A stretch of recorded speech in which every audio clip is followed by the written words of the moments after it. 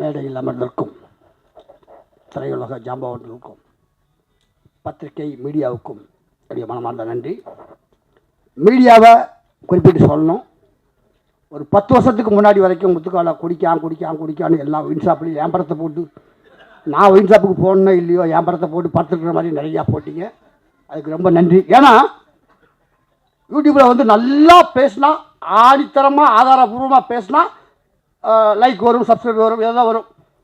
இல்லைன்னா கஞ்சா கருப்பு மாதிரி பேசிட்டோம்னா நிறையா வந்துடும்.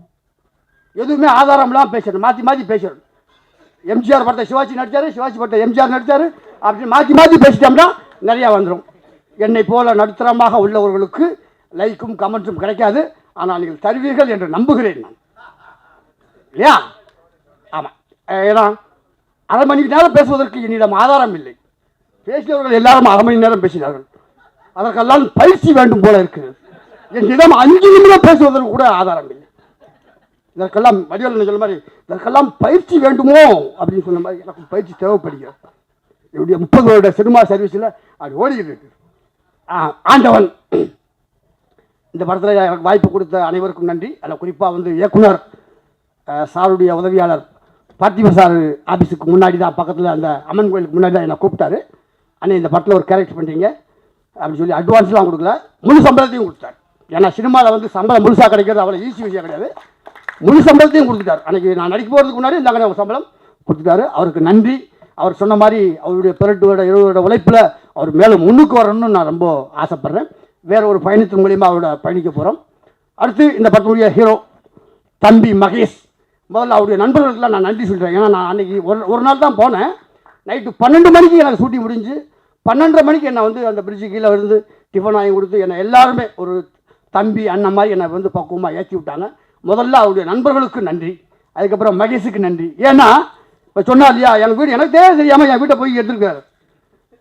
எல்லாரும் நினச்சிக்கிட்டு இருக்காங்க முத்துக்கால பெரிய பங்களா கட்டியிருப்பார் நினச்சிருப்பாங்க. அது பாலடைஞ்ச வீடு.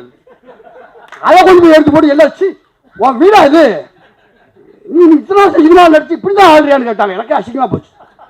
ஏன்னா அது 250 படம் நடிச்சு இன்னும் நம்ம வீடு பாலடைஞ்ச வீடாக இருக்கேன்னு சொல்லி இந்த வருஷம் தான் அந்த வீடை எடுத்து கட்டியிருக்கேன். இந்த 25 வருஷம் சர்வீஸில் இப்போ தான் அந்த வீடே வந்து வீடு மாதிரி இருக்குது. பாலடைஞ்ச பங்களா பாலடைஞ்ச வீடுன்னு காட்டினதுக்கு தம்பி மகேஷுக்கு நன்றி. ஏன்னா ஏதாவது ஒரு தூண்டுகோல் இருக்கணும். தூண்டுகோல் இருந்தால் தான் அடுத்த ஸ்டெப்புக்கே நம்ம போக முடியும். அதனால் தம்பி மகேஷுக்கு நன்றி. மீண்டும் பல படங்கள் நடித்து மேலே வரணும். ஏன்னா அவர் நிறையா சொல்லிட்டார் கிராமத்தில் வாழும். ஏன்னா நான் ஒரு பட்டிக்காட்டில், எங்கள் ஊரே பட்டிக்காடு, அவர் ஊர் மாதிரி எங்கள் ஊர் பேரும் சங்கம்பட்டி அப்படி தான் எங்கள் ஊர் பேர். அதனால் அவருக்கு நன்றி. மென்மேலும் பல படங்கள் செய்யணும். கேமராமேன் மகி சார், உண்மையிலேயே அவருக்கு நான் சொல்லி ஆகணும். இந்த படத்தில் ஒரே ஒரு டைலாக் ஒன்று வரும். என் ராஜ்யத்தில் நான் தாண்டா ராஜா அப்படின்னு சொல்லி ஒரு டைலாகு.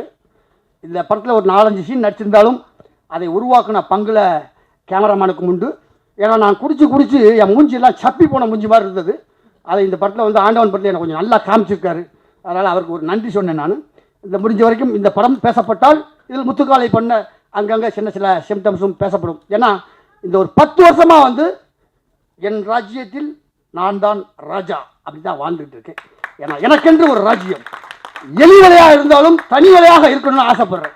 ஏன்னா ஒருத்தர் நம்பி இருந்தால் என்ன பாடுவோம்னு அனுபவிச்சதுனால இன்றைக்கி மீண்டு வந்து இன்றைக்கி நான் வந்து எலி வேலையாக இருந்தாலும் தனி வேலையாக இருக்கணும்னு ஆசைப்பட்டு சிறப்பாக போய்கிட்டு இருக்கேன். அதனால் நிறையா பேசவும் முடியாது. நான் கடந்து வந்த பாதையை ஒரு சின்ன உதாரணமாக தம்பின்னு சொல்லலாம். ஏன்னா மாஸ்டர் மகேந்திரன் அப்பா சைக்கிளில் முன்னாடி உட்கார வச்சு, அதுக்காக எனக்கு வயசு ரொம்ப ஆச்சுன்னு நினச்ச வேண்டாம், குழந்தையா சைக்கிளில் உட்கார வச்சு அந்த விநாயகர் ஸ்கூலில் வந்து உட்காந்து பல்ட்டி அடிக்க சொல்லி தருவார். நான் ஒரு ஓரத்தில் பல்ட்டி அடிப்பேன், ஒரு ஓரத்தில் பல்ட்டி அடிச்சுக்கிட்டு இருப்பார். இப்படிலாம் வந்து இன்றைக்கி அவர் ஹீரோவாக நடித்து, அவர் ஹீரோவாக நடித்த பற்றி நான் ஒரு 4 படத்தில் நடிச்சிருக்கேன். இதுதான் உண்டு. இன்னொரு விஷயம் சொல்லணும். திரைக்கதை வேந்தன் நானும் கிங்காங்கும் டெய்லி ஒரு ஃபங்க்ஷனுக்கு போனோன்னா அவர் எல்லா பாட்டுக்கும் ஒரு டான்ஸ் ஆடுவார். அதில் பாக்கியராஜ் சார் அவருடைய பாடலும் உண்டு. அதில் ஒவ்வொரு நாளும் திரைக்கதை வேந்தன் எங்கள் பாக்கியராஜ் சார் ஆடி இருந்தால் எப்படி இருக்கும் அப்படின்னு ஒரு டைட்டில் அரைபடி சொல்லி தான் வந்து கிங்காங் ஆடுவார். அந்த வகையில் சிறு வயசில் நான் ஆகாயத்தில் சென்று கொண்டிருக்கும் விமானத்தை அண்ணாந்து பார்த்த நான் அதே விமானத்தில் ஏறி பயணம் செய்திருக்கிறேன் என்று சொல்லும் வாசகத்தை போல அவருடைய சுவரில்லாத சித்திரங்கள். அன்றைக்கி கூட கேட்டேன், அந்த தீவனை போட்டு ஷூட்டிங்கில் கேட்டேன், சார் தூரல் நின்று போச்சுல, நீங்கள் சிலம்பு சண்டை எத்தனை நாள் சார் கற்றுக்கிட்டீங்கன்னு கேட்டேன். ஜஸ்ட் ஜஸ்ட் அப்படின்னு ஒரு வார்த்தை சொல்லி முடிச்சிட்டேன், அதுதான். ஆனால் சின்சியராக அந்த கண்ணோட்டம் தெளிவாக அந்த படத்துக்கு என்ன வேணுமோ, அவர் 2 கம்பை வீசுறதை பார்த்தா நான் 3 மாதம், 2 கம்பை வீசுறதுக்கு எனக்கு 3 மாதம் ஆச்சு. ஏன்னா என்னுடைய அடிப்படையே சிலம்பம் தான். அவர் தூரல் நின்று போச்சு, புரட்சித்தில் ஒரு எம்ஜிஆர் படங்கள் பார்த்தா நான் சிலம்பம் கற்றுக்கிட்டேன். அதுக்கப்புறம் கராத்தையில் பிளாக் பெல்ட் வாங்கினேன், சிலம்பம் கற்று ஜிம்னாஸ்டிக் கற்றுக்கிட்டேன். இன்றைக்கி எங்கள் ஜாகோர் பாஸ்கர் யூனியனில் நானும் ஒரு 25 வருஷமாக மெம்பராக இருக்கேன்னா அதுக்கு காரணம் அவருடைய தூரல் நின்று போச்சு, டார்லிங்கில் கராத்தே சண்டை போட்டது, இதெல்லாம் ஒன்றொன்றும் எனக்கு ஒரு உற்சாக டாலி, ஏதாவது ஒரு தூண்டுகோல் வேணும் அந்த வகையில். அதே மாதிரி அவருடைய எழுத்தில் ஒரு 2 விஷயத்தில் எனக்கு பெரிய பெருமை பாக்கியம் அப்படின்னு சொல்லலாம். தேசிய விருது பெற்ற அகத்தியன் சார் இயக்கிய ராமகிருஷ்ணா படத்தில் ஒரு மோனோ ஆக்டிங்கில் ஒரு 4 சீன் வரும். நான் நடித்த ஒரு 10 காமெடியில் அது ஒரு காமெடி.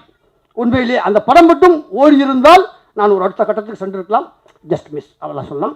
பட் அதில் வந்து சமீபத்தில் நீங்கள் ரசித்த நகைச்சுவை காட்சி என்ன அப்படின்னு கேட்கும்போது பாக்கியால் ஒரு லைன் வந்திருந்தது, ஒரு உற்சாக டானி.